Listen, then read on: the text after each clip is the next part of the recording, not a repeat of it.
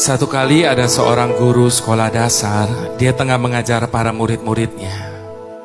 Kemudian dia mengajukan satu pertanyaan kepada anak-anak muridnya. Anak-anak, menurut kalian, siapa Tuhan itu? Lalu satu demi satu, anak-anak murid itu menjawab pertanyaan ibu guru ini tentang siapa Tuhan, sesuai dengan gambaran yang mereka punya masing-masing. Seorang anak yang ayahnya seorang hakim, dia berkata, Tuhan itu seperti hakim, Bu, karena satu hari dia akan menghakimi seluruh umat manusia. Anak yang lain yang ayahnya seorang dokter, dia berkata, Tuhan itu seperti dokter, Bu, karena dia sanggup menyembuhkan segala sakit penyakit. Anak yang lain yang hanya seorang konglomerat, dia berkata, Tuhan itu seperti konglomerat, Bu, karena dia sanggup memberikan apa saja kepada setiap orang yang meminta kepadanya.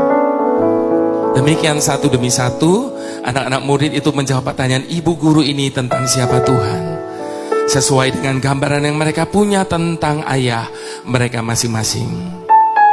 Lalu tiba giliran kepada anak yang terakhir, Bapak Ibu Saudara. Namun sayangnya anak ini tidak hidup seberuntung teman-teman yang lain, karena dia hidup dalam keadaan yang sangat amat sederhana. Dia bahkan tidak berani menjawab pertanyaan ibu gurunya. Dia cuma bisa tundukkan kepalanya. Lalu ibu gurunya tanya lagi, Nak, tolong dijawab, menurut kamu siapa Tuhan itu? Perlahan dia angkat wajahnya. Dengan suara bergetar dia berkata, Tuhan itu seperti pemulung, Bu. Serempak satu kelas menjadi riuh oleh karena jawaban dari anak ini. Lalu ibu guru itu tanya lagi, kenapa kamu samakan Tuhan dengan pemulung, Nak? Sambil menitikan air mata, anak itu berkata, pemulung memungut sesuatu yang tidak berguna, membersihkannya dan menjadikannya sesuatu yang berguna. Satu kelas yang tadinya riuh mendadak menjadi hening. Lalu sambil menangis anak itu berkata, demikian dengan hidup saya, Bu. Ketika ayah saya menemukan saya di pinggir jalan, dia membawa saya pulang ke rumahnya. Dia mengasuh saya, dia mendidik saya sampai saya bisa sekolah di tempat ini.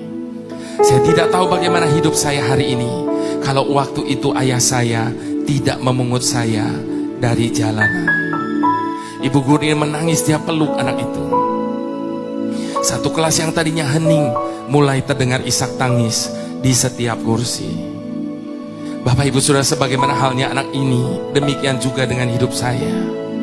Saya tidak tahu bagaimana hidup saya hari ini kalau Tuhan tidak memungut saya.